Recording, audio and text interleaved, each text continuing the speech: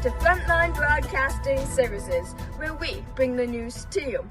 Today, I'm reporting live from the Mediterranean Sea. The ending of this tragic war has left many of us heartbroken and in an awful state. But today, we intend to truly figure out the root of how this war started, and not only Hitler's intentions, but how in the world did it get this far. Believe it or not, this fascinating body of water could be the root of it all. It's also one of Europe's many pieces of wonderful physical geography. To get a more in-depth look, I'll be sending this over to our expert, Mirabella. Over to you, Mirabella. Thank you, Selena. I'm honored to be here. Now, you began talking about physical geography, which played a key part in the evolution of Europe. Europe is surrounded by water, which is great for trading routes, along with the fact that they are surrounded by good trading partners. All these factors added up made them inclined to build boats and expand, which transitioned into something called early exploration. In fact, early exploration influenced World War I in many ways, one of which being improvements in technology, more specifically shipbuilding and navigation. With these advancements, they were able to travel to other areas, and soon after, they realized how much wealth there was. They began to colonize. As a result of this, Europe developed an extreme amount of wealth, leading to conflict, and this conflict was the start of World War I. Thank you, Mirabella. And what an amazing point you have made. World War I had tragic and terrible effects on just about everybody in Europe. And of course, our leaders were absolutely furious. They were in tons of debt and lost tons of their population.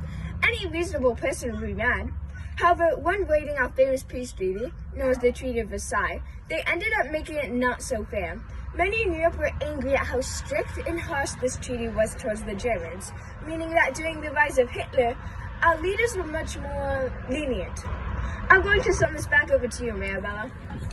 Thank you again, Selena. You are absolutely right about our leaders being lenient.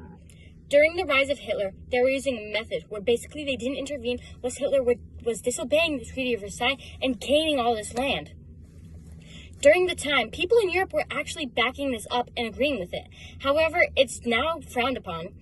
The Holocaust began essentially after Hitler invaded Poland. Our leaders decided that Hitler went too far and finally stepped in. The Holocaust was an absolutely devastating war with a huge death count, and there's many things being done to attempt to reverse the damage. I think I'll head it over to Selena now. Thank you, Mirabella. That provided good insight into how it all really went down. Of course, no problem. Back to the present. Today is September 3rd, 1945.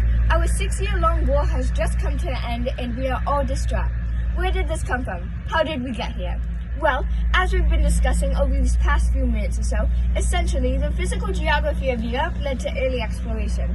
Early exploration led to World War I, which led to the Treaty of Versailles, which led to the rise of Hitler, which led to the Holocaust. And it ended us up here. Quite a lot, isn't it? Yes it is, Selena. And I'd just like to touch on that for a moment. The Europe of 1945 that we know today did not come from nowhere. Our division between America and the Soviet Union came from all that buildup you were just talking about.